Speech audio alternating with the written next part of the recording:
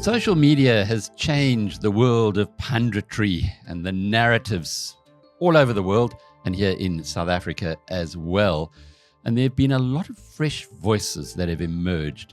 Among them is Phumlani Majozi, who we're going to be talking with today, finding out a little bit more about him. And we'll be doing similar interviews in the next little while to introduce you to the fresh voices that have made such a difference in this country.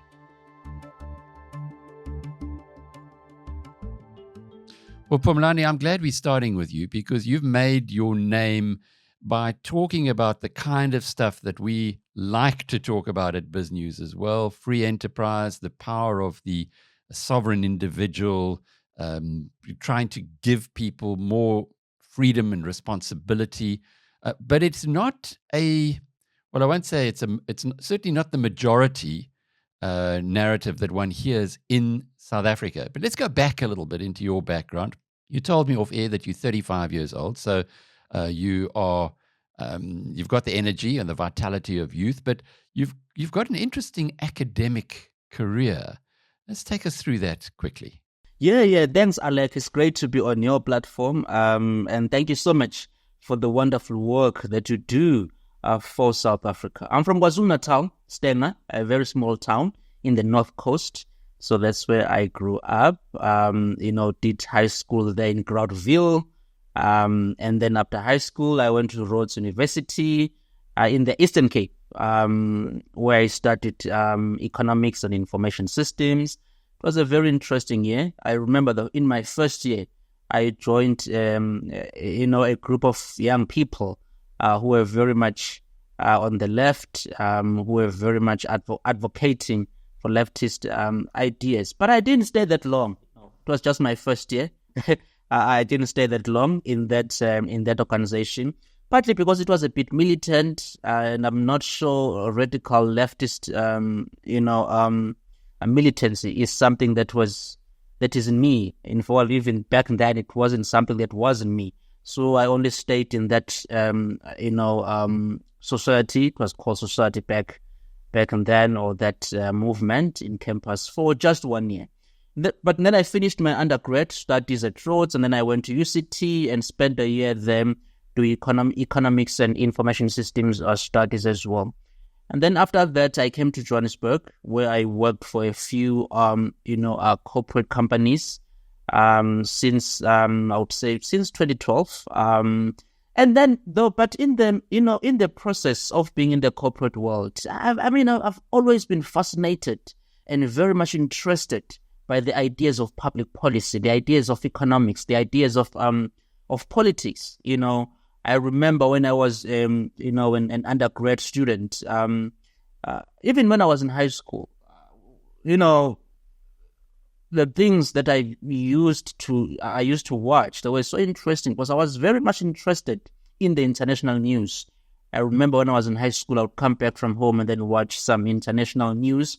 And in the morning, preparing to go, before I go to school, I remember I would switch on to BBC World News, a high school learner doing all of that before going to school. It was quite interesting when I think about it.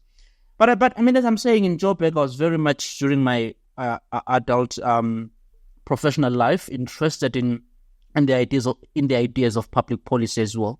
And then as I was working in corporate, I got myself on part-time basis to be involved with organizations like the Free Market Foundation, because I liked what they were talking about, a free enterprise system, individual freedoms, the idea of, or ideas of personal responsibility. So I got much involved with the Free Market Foundation, did some youth programs, and then at some point got to sit on its board. And then along the way came the Institute of Race Relations. I got involved there as well. I'm also now involved with OUTA as well. Because these are the organizations that very much sort of do something that is good for the country. They try to hold our leaders to account, and they propose ideas that I believe are fundamental for our to address our socio-economic challenges that we face in the country. And I hope that you and I are going to touch on those socioeconomic challenges in our conversation. Yeah, of course we will. And people can also read your book, your most recent book. Is that the first one that you published? It's the first one, my first book, Lessons from Past Heroes. It's a book written to say, look, we need to get things ourselves done. Let's embrace a free market system. Let's embrace the personal responsibility, very important, hard work, the ideas of the importance of the family, very much, discussed in the book. Because remember, Alec, in South Africa, at least I think just about 62% of kids are not growing up with their fathers, and that is destructive. When you break it down by race, it's even shocking because only 32% of black kids are growing up with their fathers. In other words, the majority, they're not growing up with their fathers. And we've seen the research worldwide of the impact that does when a child is growing up without in a broken family, without a father, without they get lost. In other words, there's a very high chance that things will go the wrong way in their lives. So the book touches on those things. And by the way, it also discussed what my thinking was before the election that took place on May 29 this year. What would have been a better outcome for South Africa? And what I was saying there, I had my view was that in the book it would be better if the ANC and the DA found themselves, governing the country. That is what I also discussed on the book. It's a book also about the history of South Africa, where we come from as a nation. Also, I thought, let me pick up the people who did amazing things, Alec. Even in difficult times, in the pre-1994 era, right? These people were in business, they were in entertainment, some of them were in politics. These are people who overcame the difficulties of a system that was very much designed in a racist way, a system that was oppressive, yet they managed to work on their lives and to improve themselves. And the question I ask then is, what is it that can stop us now in a democratic South Africa, right? To better our lives, to improve our lives, to be productive participants in the market, and to bring change in the country. And in the book, I strongly argue against the Black economic empowerment policies. Not that the intention was bad or has been bad, but the idea that, there's nothing wrong with trying to uplift the disadvantaged people. But the moment you do it according to people's race, it's not a productive thing, because we are going to end up enriching the Black elite, which is what has been happening with the Black economic empowerment programs. So in the book, I'm not saying that we should not have, proper or programs aimed at uplifting poor people.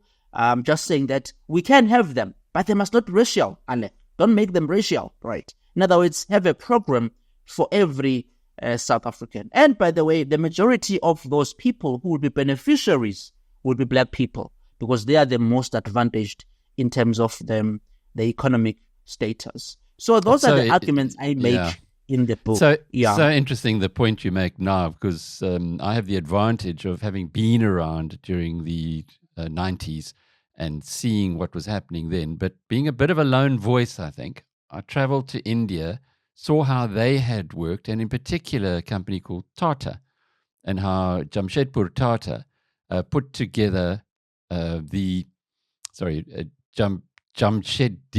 Tata. Anyway, he was about 100 years ago he lived, and he put together a shareholding structure where the beneficiaries of the whole Tata group are actually organizations that uplift people. And they've made a massive change. I think the Tata family own less than 1% of the company. And those were the kind of opportunities that South Africa had right then. But big business decided rather let's recruit some people onto our boards, and then they would in that way be role models and so on. There's a wonderful bit of revisionist history that one needs to have a look at to try and get back to what the original principle was and where we've ended up now. But going forward, going into where we are today, we have a government of national unity. You argued, as you say in your book, for some kind of collaboration between the ANC and the DA. Well, they certainly got it now. The DA have brought through 4 members of the cabinet who are in their 30s. And we never had anybody in their 30s in the last cabinet. In fact, I've just done some research today. The average age of the cabinet member has dropped from 61 years old to 54. So we're 7 years down, helped along by those 4 DA cabinet members. But what are your views, being a young man, being a young South African, having very strong opinions on how our country can prosper? What are your views on what's happened since May the 29th, perhaps in a way updating those who have read your book? Yeah, so, I just came back from the US, Alec. I spent last month, in fact, I got here last night, from the US. I spent a month there for some business-related stuff, but I also got invited to the Aspen Ideas Festival, which is a big conference in Aspen, in Colorado. I was one of the speakers there.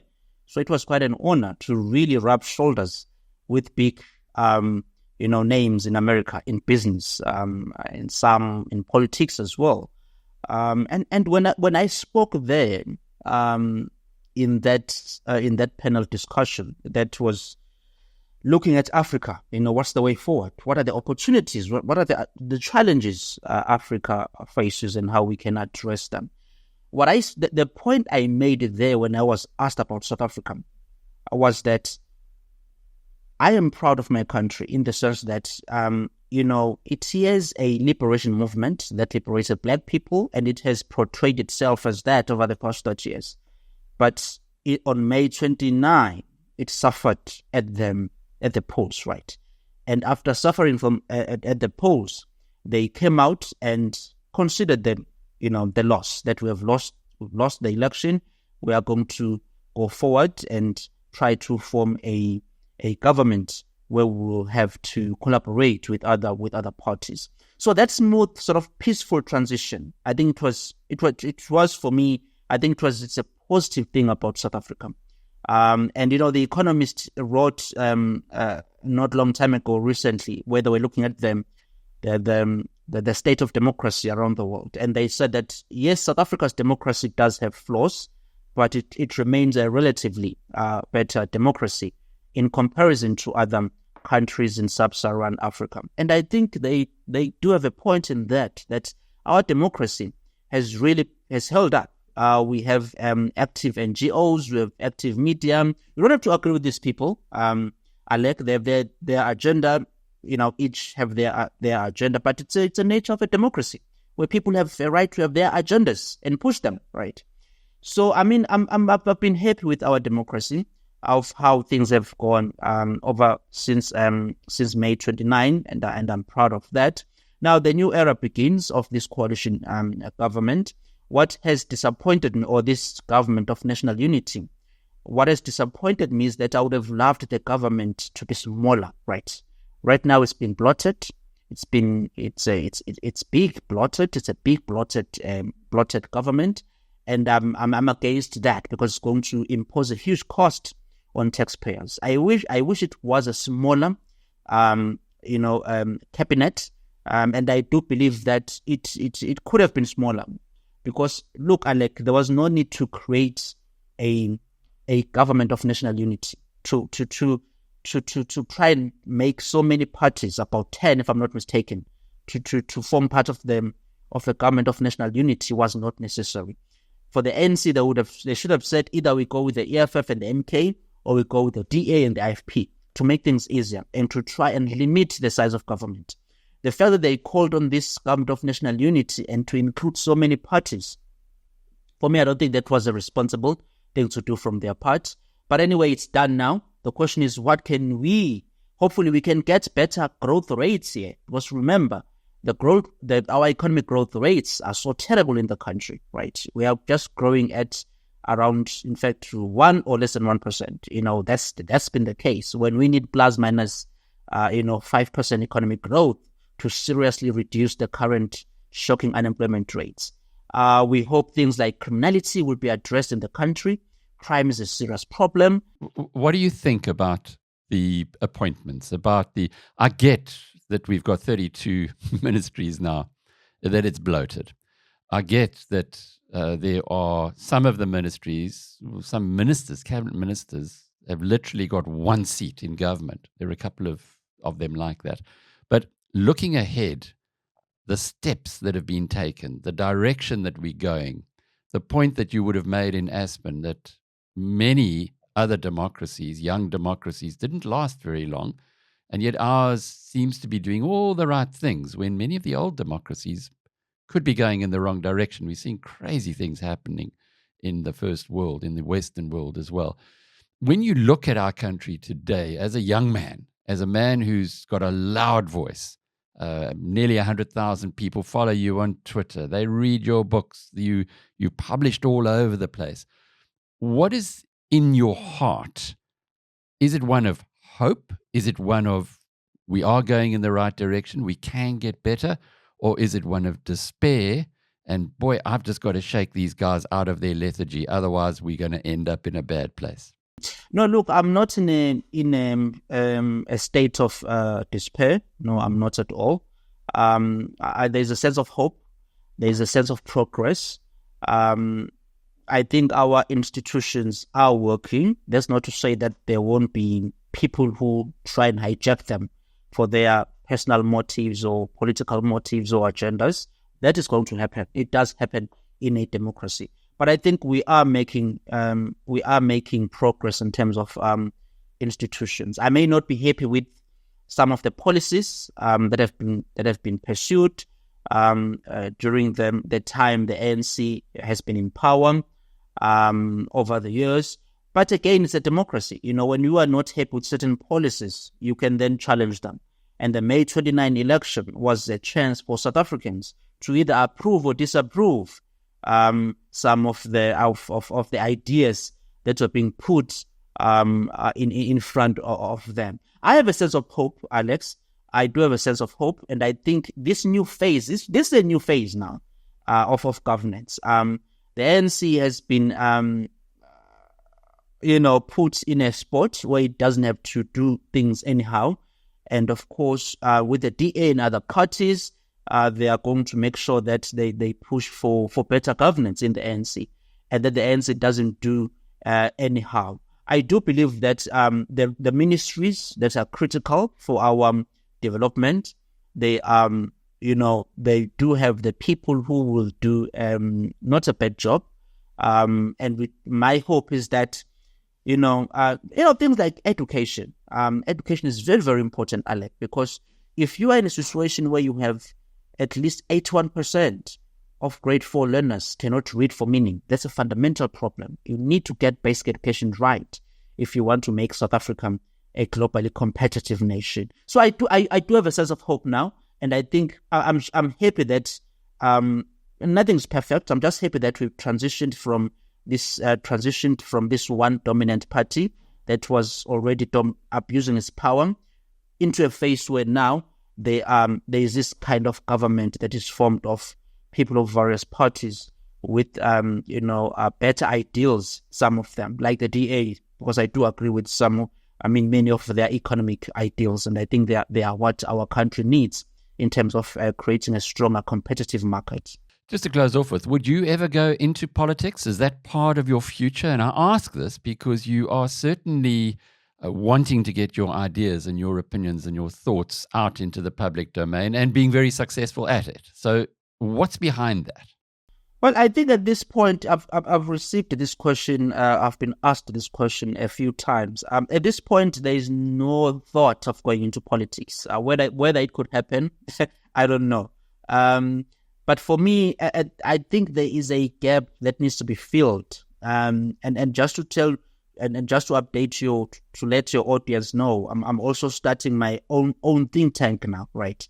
that will promote and push for free market ideas. You will hear about the name of this think tank soon, but I'm starting that, and I want to shape the climate of opinion, Alec. Democracy is not about ANC versus the MK party, or ANC versus the DA, or ANC versus EFF. It's about the contestation of ideas as well. We need ideas to compete.